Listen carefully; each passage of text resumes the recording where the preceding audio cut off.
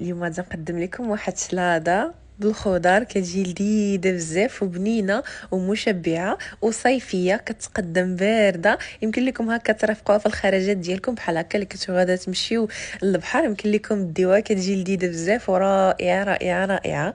اول حاجه غنبدا بها هي الروز. غادا نسلقوه في الماء وغندير ليه واحد شويه ديال الملح باش ما يجينيش باسل، وغادا نردو يتسلق. وغادا ندوز باش نحضر الخضروات ديالنا. انا عندي هنا اللوبيا خضراء كتجي لذيذه لذيذه بزاف، غير تبعوا الطريقه اللي غادي نوريكم. غادي نقطعوها ونحيدوا لها داك الخيط اللي كيكون فيها ونقطعوها على شكل يعني مربعات الحجم اللي بغيتو، بحال هادشي اللي كما هو ظاهر في الفيديو. غادي نغسلها بالماء والخل مزيان وغادي نديرها في الكسكاس وندوز باش نوجد الخضرات الثانيه اللي معانا.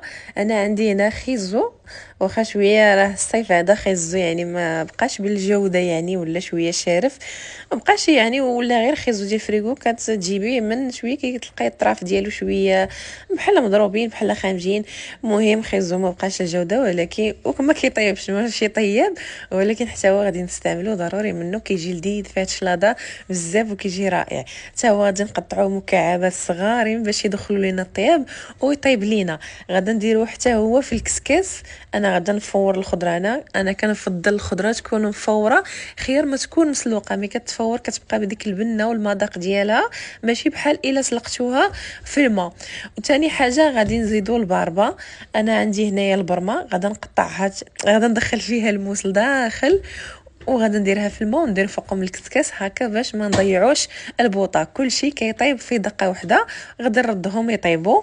هنا الروز تسلق ليا، غير كيتسلق ليا الروز في البلاصه كنصفيه وكنديروه في الماء بارد باش يحبس من الطياب ديالو وكتعزل الحبه على ختها. هادشي الا كنتو غديروه بطبيعه الحال شلاضه، خاصكم غير تحيدوا من تصفيوه من الماء طايب ديروه في الماء بارد باش يحبس الطياب. هنا راه برد ليا وصفيته تسقطر من الماء مزيان، وغادا نديرو في السوبينير شي في الثلاجه باش يبرد ليا. والخضره هنايا راها تبخرات ليا، خيزو طاب، اللوبيا طابت، كلشي غادا نخليهم حتى هما يبردوا.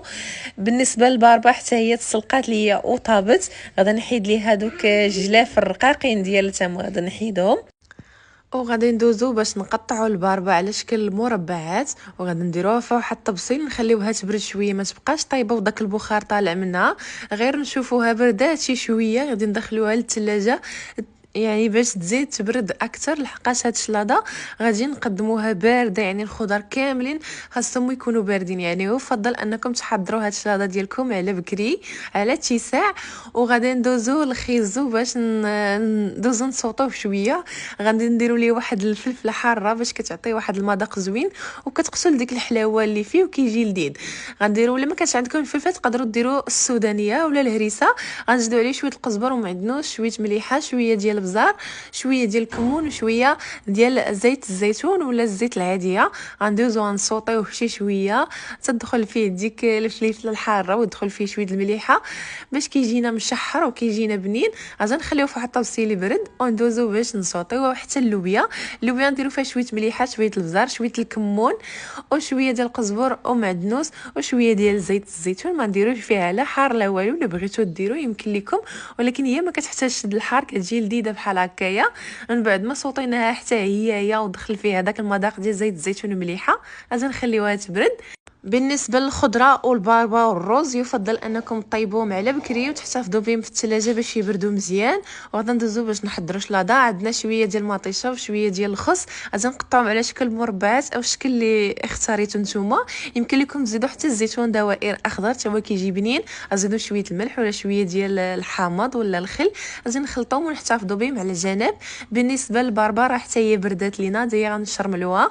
غنزيدوا فيها شويه المعدنوس، شويه ديال الكمون، شويه ديال زيت الزيتون، واحد شويه ديال الحامض، ونحتفظوا بها على جنب. وندوزو باش نحضروا الروز حتى هوايا. عندي واحد العلبه ديال الطون ديال الزيت، حتى هي غادي نقطعها شويه ونخليها طرافي.